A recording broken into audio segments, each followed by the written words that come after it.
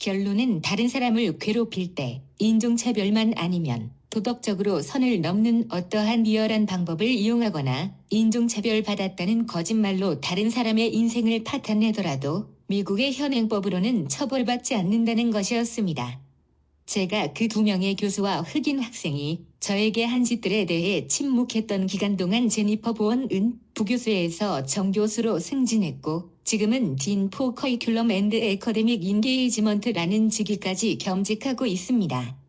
그 학교에서 제 이메일 계정을 없애지 않아서 제니퍼 보언이 그 딘으로 임명되었을 때 그 학교에 새로 온 프로버스트가 그 임명 사실을 알리는 이메일을 모든 교수들에게 보냈었는데 이메일 내용 중에 제니퍼 보언은 복잡한 상황을 우아하고 공정하게 처리하고 그녀의 동료들에 의하면 그녀는 공정한 마인드를 가지고 있다고 했다라고 적어놨더군요.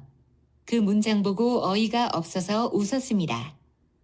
필립 웰즈와 관련된 일 때문에 저에게 열등감을 느끼고 그래서 저에 대한 모든 불평들을 긁어모아서 그 불평들이 사실인지 저와는 전혀 확인하지도 않고 윗사람에게 보고했고 그 윗사람이 진실을 알아보기 위해 셋이서 만나서 이야기했을 때 제 말을 계속 끊으면서 목소리 높여서 저를 공격했던 모습이 떠올라서 그 말도 안 되는 칭찬의 글들을 읽고 어이가 없어서 웃었습니다. 그리고 동료들이 그녀는 공정한 마인드를 가지고 있다고 말했다고 적어놨던데 저도 그 사람의 동료들 중 한 명이었지만 저한테는 아무도 제니퍼 보언에 대해 물어본 적이 없었거든요. 그 과에 있던 다른 교수들한테 물어본 것 같은데 같은 과에서 일하면 이해관계가 얽혀서 솔직하게 평가할 수 없었을 겁니다.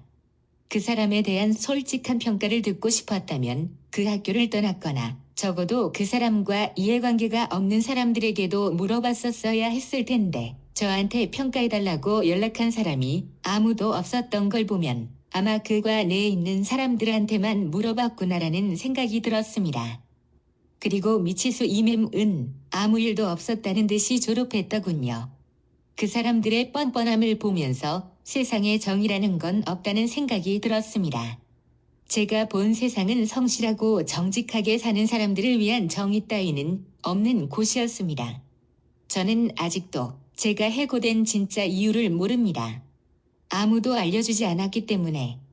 그리고 누가 그 결정에 참여했는지도 모릅니다. 한 가지 합리적인 의심은 제니퍼 보언이 저에 대한 부정적인 것들을 그 사람들에게 제공했을 것이고 저를 해고해야 한다고 강하게 건의했을 거라는 겁니다. 더니즈 번즈도 같이 했을 가능성이 크고요.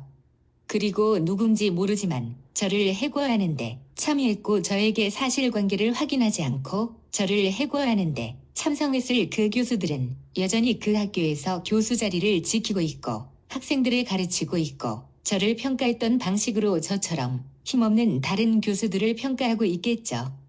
제니퍼 보언, 더니즈 번즈, 미치수 이맴은 저에게 한 짓들에 대해 처벌은커녕 아무런 도의적인 책임도 지지 않았습니다.